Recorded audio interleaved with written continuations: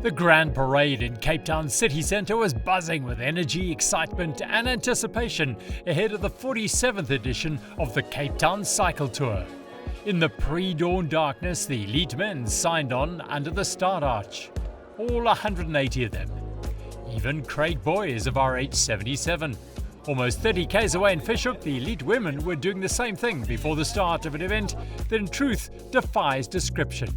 You know, it's like this race is, I shouldn't say race, this tour is part of our DNA. I mean, this is Cape Town, and it's amazing. I mean, I was chatting to one of the international guys that were here at the expo, and he said, you know, he's been around the world. He's involved in events like this around the world. He's never in his life ever seen an expo linked to an event like we've got. And of course, this is the day that the roads get closed and people on two wheels get to spend the day riding around this beautiful mountain behind me. There's nowhere else in the world like this, and it is such an amazing event. It's the biggest race on the calendar for the country's racing snakes. First to start with the under-17 boys. They were starting from Fishhook. They, like the elite women, would fight it out for the honour of being named Cape Town Cycle Tour champion over 78 kilometres. A field of 22 young men showed the panache of seasoned pros as they wound up the pace from the off. The elite women have been starting from Fishhook Main Road for 7 years now, and 3 women have won the title over the 78 kilometre route, only one of whom was on the start line, defending champion Tiffany Keep. 4-time winner Kim Lecourt-Pienaar was racing the Strade Bianchi on the Women's World Tour in Italy, and Charisse Willett, well, she was preparing for the Absa Cape Epic. That only enhanced the excitement as there was a big opportunity for a first-timer to perhaps take the win. Always strong, Kylie Honeycomb put herself on the front early on alongside Ashley Irvin-Smith. The presence of an 8-strong German team, LKT, created some uncertainty among the local teams, and LKT took advantage of their "who's that team" status by sending a rider up the road very early on. Pia Groenewald was the rider, and she was a time trial specialist, a real danger in these situations. Back on the Grand Parade, the elite men's batch was preparing for their start in the classic 109 kilometre route. The country's top road teams and a few from over the borders were there, as well as a big collection of solo riders hunting for a shot at glory. With the greatest respect to all the other races in the country, this is the one they all want to win. The list of previous winners is a who's who of South Africa's finest. The late Willie Engelbrecht won it 5 times. Erkies Bezuidenhout, Robbie McIntosh, Jacques Fullard, Douglas Ryder, Robbie Hunter, Malcolm Langer, and of course the recently retired Nolan Hoffman, who was a 4-time winner. 4 of the more recent champions were in this packed peloton as they rolled towards Nelson Mandela Boulevard behind the Sani car rental and Ineos Grenadiers vehicles. Reinhard Jans van Rensburg, Mark Britson, Chris Jooster and Kent Main, last year's winner, were all chasing a second win. But the competition was next level, with the next generation riders seeking a place in the spotlight in the shadow of Table Mountain. Soon after the flag dropped after the neutral zone, the racing was on and teams attacked ferociously as they tried to get an early breakaway away. The Team Honeycomb 2026s were prominent. Their designated leader was 2022 winner Pritson. On that short incline, former under-23 national TT champion Dylan Geary launched a bold bid for glory. The 22-year-old is in his 3rd year of racing in the United States, where he's studying electrical engineering at Milligan University in Tennessee. While Dylan did his very best, the big bunch were not going to let him get out of their sight for very long. Back at the start, the mayor of Cape Town was having a little FOMO. Oh man, last year was such a special day. I'll always remember my first one. It was just a magnificent day, and I think today is actually going to be better in terms of weather, sunshine, a little bit of wind. It is a magnificent way to see the peninsula. So I was hooked, man. I was absolutely hooked, and I'll be back as often as I can. It is wonderful. I mean, this is one of the headline events, 30,000+ cyclists, number of international cyclists as well. And events like this are just continuing to help grow the international stature of the city. Those awards also help, of course, but I agree with you, there is a momentum starting to build, which is awesome to see. That's what we want for Cape Town. And of course, the whole point of it is all the people that come here, all the events that come here, is more investment in our city and more jobs in our city, which is what we want. The elite men were on a serious mission as they hit the False Bay coastline.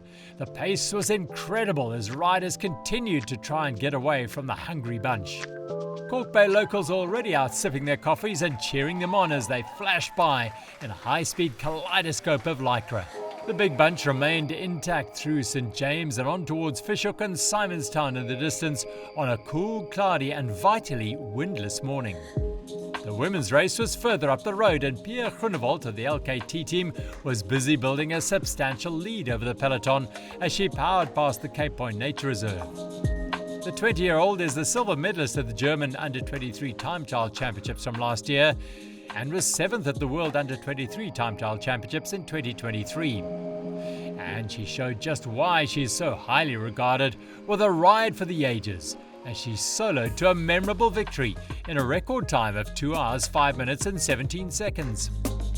I'm dead, but very, very happy. So let's talk about first visit to South Africa. It's been a good visit to South Africa. You're going home with some silverware. How have you enjoyed being here? Oh yes, it's very nice weather and the culture is nice and the location. It's great to ride here the bike.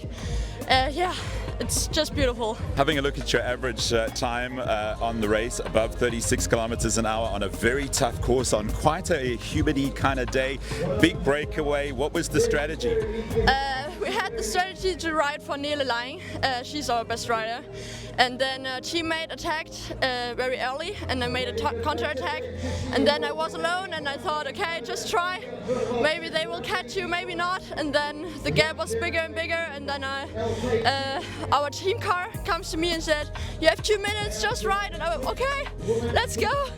And go she did, all the way to Helen Suzman Boulevard. The first solo breakaway victory in the women's race at the Cape Town Cycle Tour since the new route was introduced in 2018. Behind her, the fight for podium places was on with 11 riders in the mix. And national champion Zanara Grove showed her class to take second ahead of Siana Lidbarski of the LKT team. Vera Lossa and Kelsey van Schoor were 4th and 5th. But it was the remarkable performance by Groenewold that had everyone talking and congratulating her, as she became the second European rider to win the race after Sweden's Jenny Stenehag back in 2009.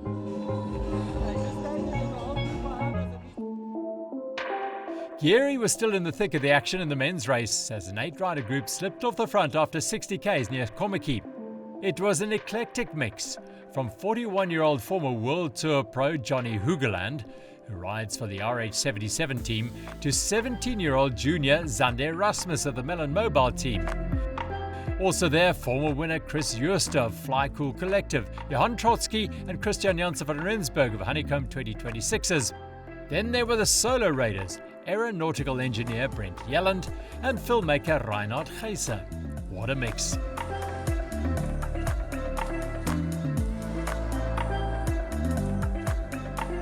Were all in as they hoped that their efforts, combined with perhaps some hesitation and maybe a lack of commitment and cohesion in the big chase bunch, would allow this group of 8 to go all the way to the finish. On Little Chappies, the brake was still working very well and all 8 seemed committed. But it was not to be for them, as they were caught on the descent of Chappies by a high-class group of serious contenders, including 2012 winner Reinhard Janssen van Rensburg of Chenola Waste.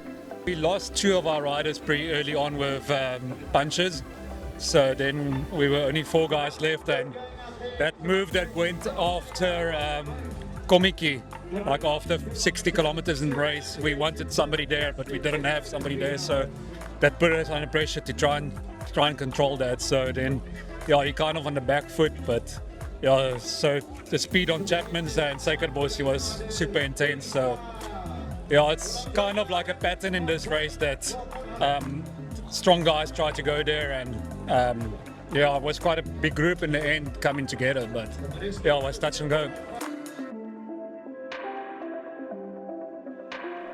The final climb of the race, the formidable Suikerbossie was attacked with a vengeance by the big group, which included recently crowned national champion Danielle Matthews of Team Ciata.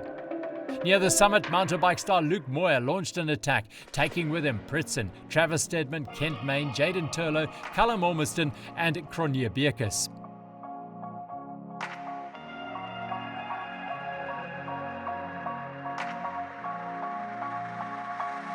Those six went flat out along the Atlantic seaboard, working to keep their advantage as they went through Camps Bay and Clifton. Callum Ormiston launched a long-range bid for victory. But it wasn't to be, as Tyler Lange surged through to take the win. Yeah, really good. Caught me a bit off guard, if I'm honest. I think top 5 I knew was maybe possible, but to win it's a big shock for me. And yeah, I had really good legs in the day. Boys looked after me super well and had to gamble a bit in the end, hoping it would come back for a sprint. Obviously, I wasn't actually in the front move with the likes of Luke Moyer. So yeah, for it to come back together with like 400 meters to go, it was perfect for me, and then I just had to finish it off in the sprint. The chasing bunch caught the break within sight of the line, and Lange in 9th place used Janse van Rensburg as a lead out before jumping away to sprint to a famous victory with the 2012 winner in 2nd place. Definitely was looking for a win here. Won it in 2012, so I wanted to repeat that. So it was pretty close here. I actually thought I had it, and then I saw the front wheel of Tyler coming past. So yeah, in the end it's bittersweet. An absolutely thrilling bunch sprint. The remnants of the break, Boyer in red, Pritson, Turlow and Stedman were ambushed from behind by the chase group. Janse van Rensburg was finishing fast, but the man in the blue of the ASAP team, Tyler Lange, did what his father Malcolm did 3 times previously and surged to a sensational victory. His father was one of South Africa's finest sprinters. Now it is time for 21-year-old Tyler Lange to step out of his shadow and into the limelight. The winner of the Cape Town Cycle Tour. I think that we have tested the water, and it's certainly something we want to be involved. I think that from a day perspective, if you look at the weather, it's going to be an amazing day for the cyclists to be here. And if you look at the cyclists, I mean, you can just imagine the picture. The cyclists going on the road, it just goes with sustainability as well. It's somebody in terms of it's natural resources, it's really something that Sustainable supports, and it really makes sense to us. All the training, all the hard work, everything that goes into showing up for a race like this is amazing. So here we are at one of the most beautiful finish lines of a cycle race in the world, with the beautiful mountains in the background. A stunning day for the 47th edition of the Cape Town Cycle Tour, and this man and his team worked very hard to make sure that this race is a massive success. Dave Velez, well done on a beautiful day. Yeah, I wish myself and the team could take credit for the beautiful day, but I think the team have been amazing. We have just an unbelievable group of people putting this together, and it isn't just about the team, it's about the relationships with the city, the province, the various sponsors, all of the role players, roads department. So it's a collaboration. An event of this size doesn't come together without an immense amount of people pulling together and making it happen. And boy, did they make it happen. Cape Town was awash with happy cyclists. Another truly South African display of energy, fun, camaraderie and commitment as the mother city played host to a vintage edition of the mother of all cycle races, the Cape Town Cycle Tour. Well done to all who rode.